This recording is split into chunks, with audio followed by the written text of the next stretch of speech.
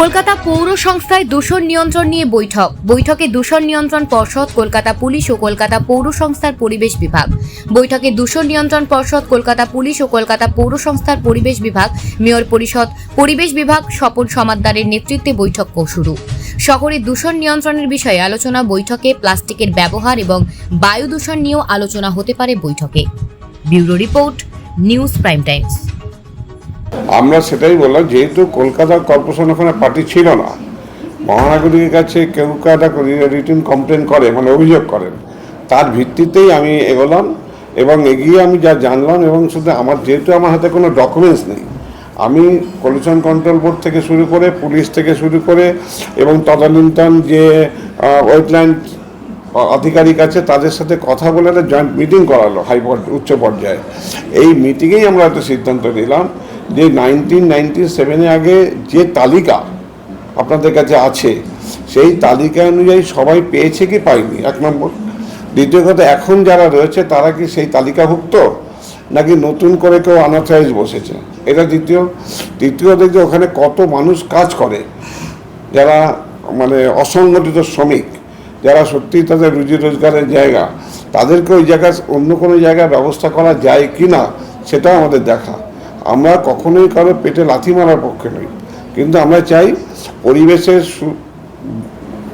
সুস্বাস্থ্যকর পরিবেশ বজায় রেখে মানুষকে ভালো করে রাখা, মানুষের যেন অসুবিধা না হয়। পলিউশন কন্ট্রোল বোর্ডের হাতে যে তথ্য রয়েছে, বা তারা যেহেতু আগেরবার এই শিফটিংয়ের দায়িত্বটা তাদের উপরে ছিল, যেটা বানতলায় রয়েছে, কতজনকে শিফট করা হয়েছে পলিউশন কন্ট্রোল? ওটা আজকে আমাদের কাছে দেখাতে পারলো না, ওরা ওই জন্য একটা মাস টাইম দেওয়া হয়েছে যে তারা জেনে টোটালটা জেনে আমাদের কাছে রিপোর্ট করবে।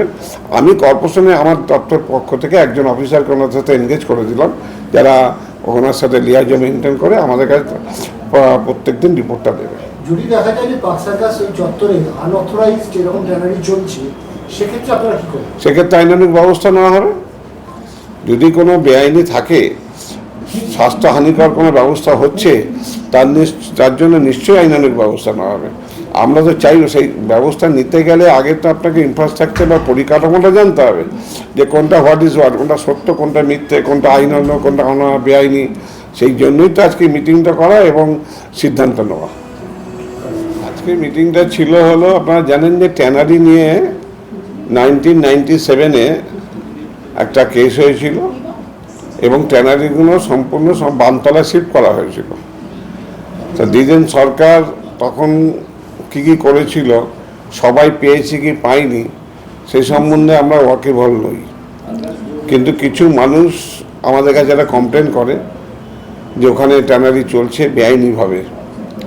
আমরা তখন ইনকোয়ারি করার জন্য চেষ্টা করি এবং তারপরে ওখানে ইনকোয়ারি করতে গিয়ে, যেহেতু এটা পলিউশন দপ্তরের আন্ডারে রাজ্য সরকারের, তারা গিয়েছিলেন, আমাদের কাছে কোনো ডকুমেন্টস ছিল না, আমরা তাদের সহযোগিতা চেয়েছিলাম এবং ওনারা গিয়েছিলেন। যাওয়ার পরে সেই অর্থে সেরকম ইনকোয়ারি করে রিপোর্ট আমরা কিন্তু পাইনি। মহানগরীর কাছে একটা আবেদন করেছিল, তারপরে আমরা একটা joint meeting, pollution control board, police থেকে শুরু করে বিভিন্ন দপ্তর, কেএমডিএ থেকে শুরু করে আমাদের ওয়েটল্যান্ড থেকে শুরু করে সবাইকে নিয়ে একটা মিটিং করা হবে। তাতে আমরা বললাম যে 1997-এ আগে কত ট্যানারি ওখানে ছিল, কতটা শিফট হয়েছে, তাদের সব জায়গা দেওয়া হয়েছে কি না, আর যারা যারা তার আগে ছিল অথচ জায়গা পায়নি এবং তাদের কি আইনি ডকুমেন্টস আছে, সেটা একটা ইনকোয়ারি করে রিপোর্ট তৈরি করার জন্য তাদেরকে বলা হলো পলিউশন কন্ট্রোল বোর্ডকে। তারা বললো আমরা করছো, কিন্তু আমরা কলকাতা কর্পোরেশন তাদেরকে সহযোগিতা করব, পুলিশ সহযোগিতা করবে, সবাই মিলে একটা জয়েন্ট ইন্সপেকশন করা। এবার সেই ইন্সপেকশন রিপোর্ট যদি আমরা পেয়ে যাই, ইন্সপেকশন রিপোর্টের পরে আমরা আবার 1 মাস পরে আবার একটা মিটিং করব।